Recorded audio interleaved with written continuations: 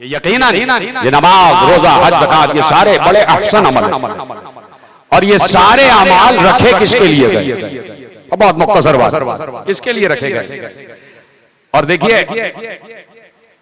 ये जो नमाज है ये बड़ी अजीम इबादत है, बड़ी अजीम इबादत है और जो सबसे अव्वलीन इबादत है वो नमाज। तो मैंने कल अर्ज किया था कि नमाज को इतना हल्का क्यों समझते हो? नमाज कोई हल्की इबादत थोड़ी है कि बस नमाज नमाज किए जा रहे हैं और नमाज पढ़ ली। तो क्या नमाजी पर यह बात ज़ेद देती है कि नमाज के दौरान झूठ बोल रहा हूं, नमाज के दौरान कत्ल कर रहा हूं, नमाज के दौरान गस्ब इमलाक कर रहा हूं, नमाज के दौरान दगाबाजी कर रहा हूं, नमाज के दौरान जखीरा अंदोजी कर रहा हूं। देखिए जिस वक्त इंसान नमाज पढ़ता है उस वक्त इंसान सबसे पहले तो पाक होता यानी वुजू करता। कल मैंने अपने घर की तकरीर में अर्ज किया, मुझे माफ फरमाएंगे इसलिए कि पैगाम इतना अहम है कि मैं आप तक पहुंचाना चाहता हूं कि नमाज कोई हल्की इबादत नहीं है। यानी आप अल्लाह की बारगाह में जाने की तैयारी करें, यानी गोया एक मौत की कैफियत है, एक मौत की कैफियत, यानी आप अल्लाह की बारगाह में जा रहे हैं, अल्लाह की बारगाह में जा रहे हैं। तो सबसे पहले लिबास पाक। मुझे ये बताएं कि अगर चोरी का लिबास हो क्या उसमें नमाज हो सकती है? अगर कब्जे की जगह हो, कब्जे का कोई बाग पे नमाज हो सकती है? कोई बाग कोई कब्जा कर ले, किसी कब्जे की जगह पे भी नमाज नहीं हो सकती। जहां से लोग आ जा रहे हों, लोगों की गुजरगाह, उधर भी नमाज नहीं हो सकती। मौलाना बैठे, इनसे पूछिएगा गुजरगाह, हालांकि मुझसे भी पूछ सकते, जो मैं बता रहा हूं वो मैं तस्दीक मौलाना से ले रहा हूं कि गुजरगाह पे लोगों के आने जाने की जगह पे भी नमाज नहीं हो सकती। क्यों? अल्लाह की इबादत में किसी को तकलीफ ना पहुंचाओ, यानी तुम माबैन खुदा और अल्लाह, माबैन खुदा और बंदा जो इबादत हो रही है वो तुम्हारे और अल्लाह के दरमियान, किसी और को तकलीफ क्यों पहुंचाओ? किसी को ये दिखा क्यों रहे हो कि तुम अल्लाह की इबादत कर रहे हो? ठीक है। तो सबसे पहली चीज है लिबास पाक, जगह पाक, ठीक है। फिर वुजू, वुजू भी जल्दी जल्दी बेइतनाई से, ऐसा वुजू भी कबूल नहीं है, ऐसा वुजू भी कबूल नहीं है जल्दी जल्दी से बेइतनाई से वुजू कर लिया, जल्दी से वुजू किया और खड़े हुआ, जनाब लीजिए खत्म, ऐसा भी बड़ी तवज्जो के साथ। मासूम ने इरशाद फरमाया कि अगर वुजू की शर्त ना होती तो हर मुसलमान नमाजी होता। का गरा गुजरता है, वुजू गरा गुजरता, वुजू के बगैर लोग, अगर वुजू के बगैर नमाज होती तो अक्सरियत होती नमाज।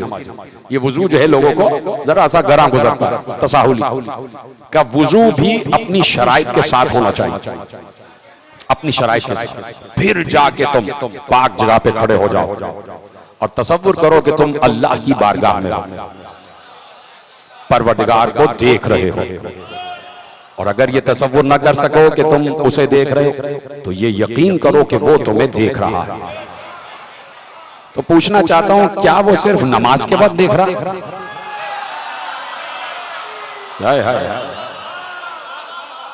क्या वो सिर्फ नमाज के वक्त देख रहा है कि मस्जिद में जाओगे तो बस वो देखेगा और उसके अलावा नहीं देखेगा? उसके अलावा नहीं दिखेगा, हर वक्त देखता है, ठीक है। तो अब नमाज में कितनी कैफियतें हो गई? पाक जगह, पाक लिबास, वुजू, और फिर शर्त ये कि अल्लाह देख रहा है, अल्लाह देख रहा है। और फिर अलर्ट हो जाओ, कोई ऐसा अमल कसीर सरजद ना हो कि जिससे देखने वाला दूसरा इंसान समझे कि नमाज नहीं पढ़ रहा। हिलना जुलना नहीं है, हिलना जुलना नहीं है, इधर उधर नहीं देखना, ये सब नहीं करना। अमल कसीर न होने पाए कि जिससे किसी को मालूम हो कि ये नमाज नहीं पढ़ रहा, कुछ और काम कर रहा है। बिल्कुल अलर्ट खड़े हो जाओ। अटेंशन जिसे आप कहते हैं, क्योंकि उस अल्टीमेट बॉस की बारगाह में खड़े हो रहे हो, खड़े हो गए। अब खुशू और खुशू के साथ जो भी तुम्हें याद है, सूरह फातिहा तो याद है, वो तो पढ़ना ही है। उसके बाद जो भी सूरह याद है पढ़ते चले जाओ, रुकू में जाओ, 2 सजदे किए, फिर खड़े हो गए, फिर सूरह पढ़े, फिर कुनूत पढ़ा, किसी ने पढ़ा किसी ने नहीं पढ़ा, और उसके बाद रुकू में गए, फिर सजदे किए, और फिर तशहुद और सलाम पढ़ा। अब इस 2 रकत नमाज के दौरान, तवज्जो, इस 2 रकत नमाज के दौरान क्या आपने झूठ बोला? बोल दीजिए मुझे। नहीं। क्या आपने चोरी की? क्या आपने किसी मुसलमान को नुकसान पहुंचाया? क्या आपने किसी मोमिन भाई को नुकसान पहुंचाया? क्या आपने मस्जिद को नुकसान पहुंचाया? क्या आपने इमाम बारगाह को नुकसान पहुंचाया? क्या आपने फर्श अज़ा को नुकसान पहुंचाया? क्या आपने डाका डाला? क्या आपने कत्ल किया? क्या आपने ज़ख़ीरा अंदोज़ी की? क्या आपने किसी को लूटा? क्या आपने मक्र किया? क्या आपने फरेब किया? क्या आपने किज़्ब किया? कुछ नहीं। तो नमाज के दौरान इतने पाको पाकीज़ा हो जाते हैं। अल्लाह कहता है नमाज पढ़ो नहीं, नमाज कायम करो। अब अगर जुमला जाया हुआ तो मुझे अफसोस हो जाएगा। अकीमुस सलात का मतलब यह है कि हर वक्त नमाज की कैफियत में रहो, जिधर रहे सलामत रहे।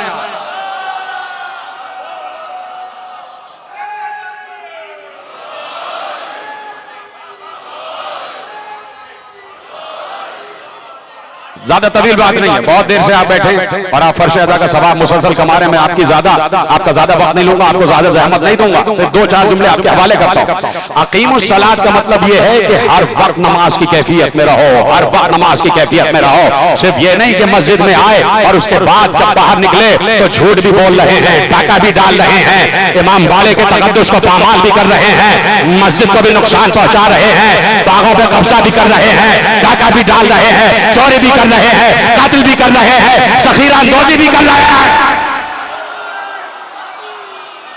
हर वक्त नमाज की कैफियत, अकीमुस सलात यानी क़याम सलात, यानी हर वक्त नमाज की कैफियत में रहो। कितने नमाजी ऐसे हैं रमजान में, आप देखिए नमाज पढ़ के निकले और 1 रुपए की चीज 100 रुपए में बेच रहे हैं। ये है नमाजी। ऐसी नमाज चाहिए अल्लाह को। ये नमाज मांग रहा है अल्लाह। किसी मुसलमान को नुकसान पहुंचाकर तुम मेरी बारगाह में आ रहे हो और कह रहे हो अस्तगफिरुल्लाह, और मेरी हम्द कर रहे हो अल्हम्दुलिल्लाह। ऐसी हम्द अल्लाह तक पहुंचेगी? सोचिए आप। तो अकीमुस सलात कहा कि हर वक्त कैफियत नमाज में रहो, हर वक्त वुजू में रहो।